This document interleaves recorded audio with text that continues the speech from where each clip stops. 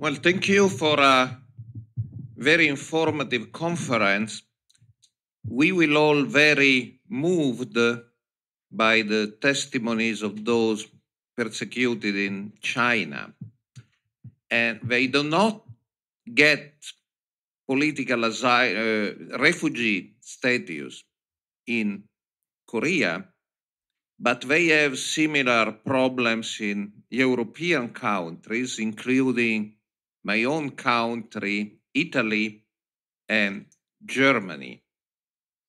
So summing up this conference, I want to ask, why, confronted with such obvious and blatant case of religious persecution and even torture, refugee status is not recognized by civilized countries such as Germany or Italy or South Korea?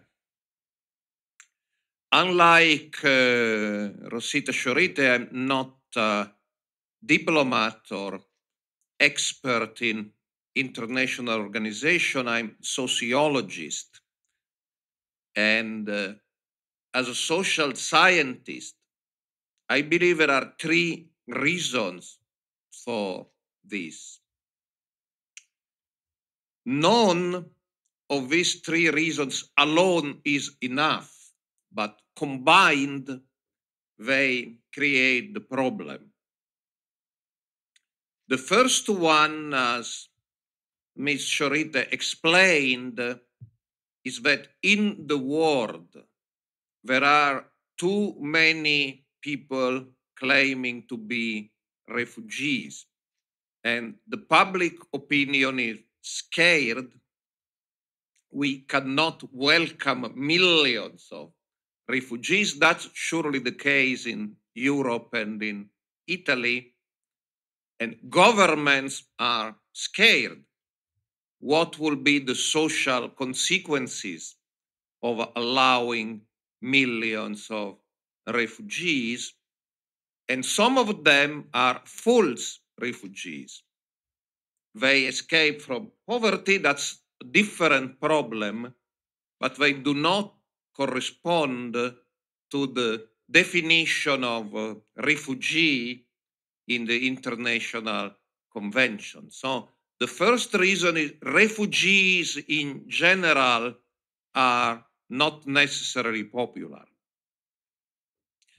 The second reason is China. China is a very powerful country. It's the first or the second most powerful economy in the world. All countries, including Italy, have very important economic ties with China. We need to sell our products in China.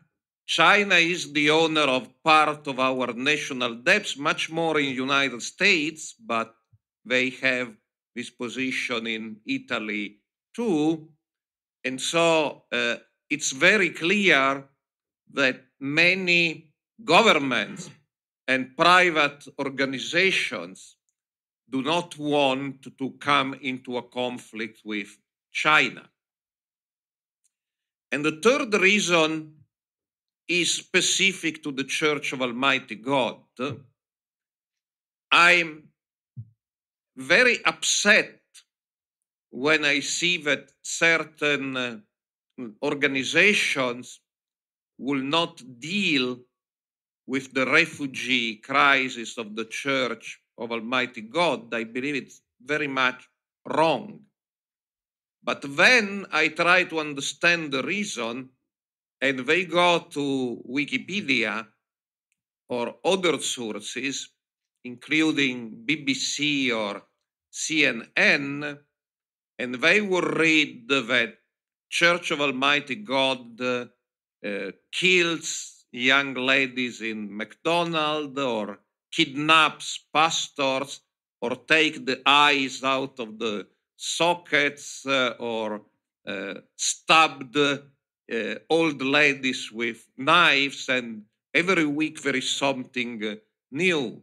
So it is clear that CCP was very successful in working with international encyclopedia, international media, and even to some extent academics, certainly journalists, to convey a very negative image of the Church of Almighty God. So somebody in these countries, Italy, Germany, Korea, say, yeah, perhaps they are persecuted, but they are also bad people.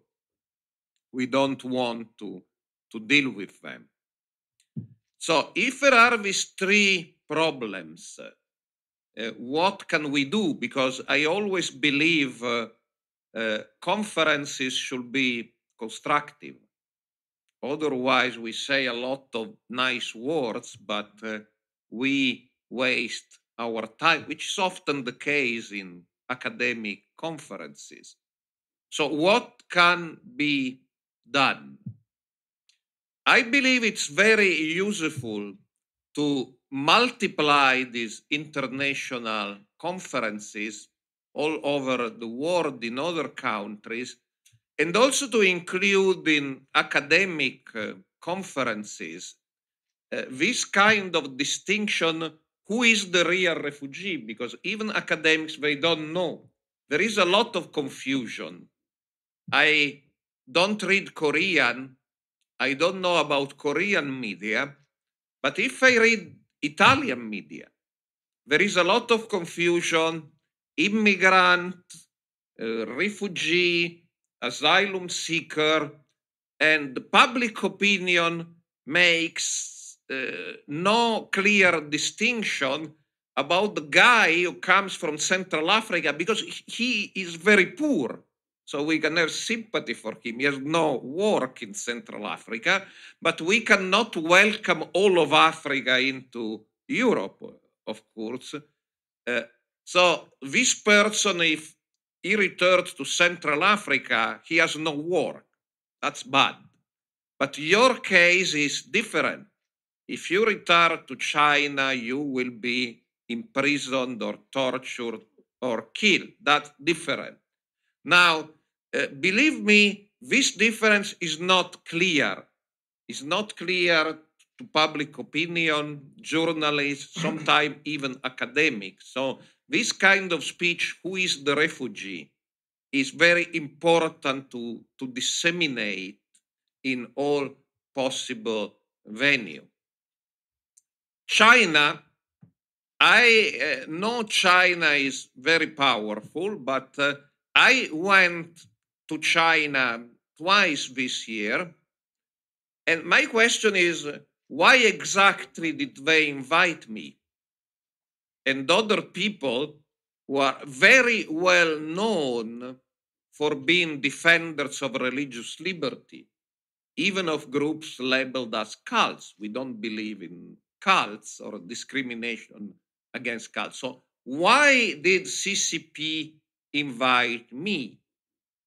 And the only serious answer is because China, to some extent, cares about their international image. So they want to show that they have a dialogue with international scholars. They take, it's probably not true, but they want to show that they take into account the opinions of international scholars. So China does have a concern for international public opinion. And third, there is a huge problem in this world of fake news. You saw fake news may have determined the results of the elections in very big countries. And we know there are governments employing hundreds of people in disseminating fake news. So fighting fake news is very important. It's perhaps not so much important that people clearly understand your theology. Your theology may be very complicated, but it's very important that you convey the message. We have a different theology from, say, Catholics. That's very much clear. But we don't kill people in the McDonald's. We don't take the eyes out of the eyeballs. We don't cut the ear of people. These are fake news or news which cannot be proved. This is very important.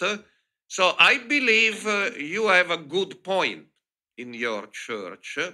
But unlike other organizations, you are very open to scholars. We as scholars have visited your churches, not in China, they are secret, of course, but we have visited your churches in different countries, Italy, South Korea, United States, and you are very open. You answer the questions of the scholars. I would say today, if you look at the media, it's one of the main problems, and you are the typical victim of black propaganda and fake news. So fighting the fake news one by one is very important. So I would not tell you the truth if I would say that your situation is easy. It's not easy, because there is a global uneasiness about refugees, because too many people apply for refugee status in the world. Some of them are false, not your case, but some of them are false refugees. And because China is a very powerful organization. Even scholars, you know, sometimes some groups are criticizing as cults with fake news, but these fake news are fabricated by, say, other Christian churches.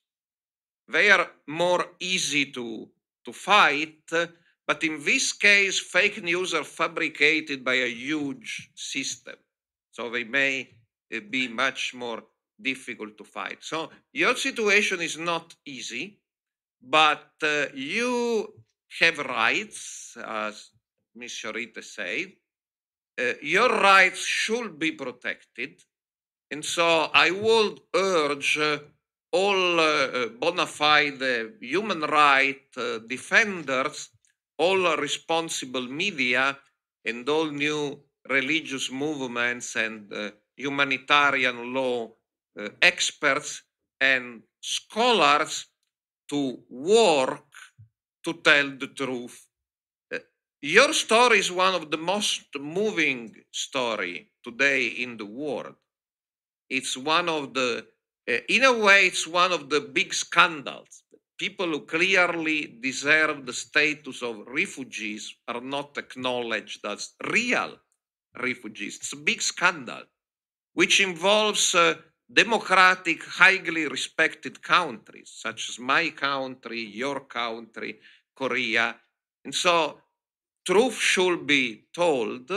It will not be easy, but I believe that if we all work together, we may come from different backgrounds, we may believe in different religions, we may have different political ideas, but here it's not about politics, it's not about religion, it's about torture and blood and human beings. And so we should all work together. Thank you.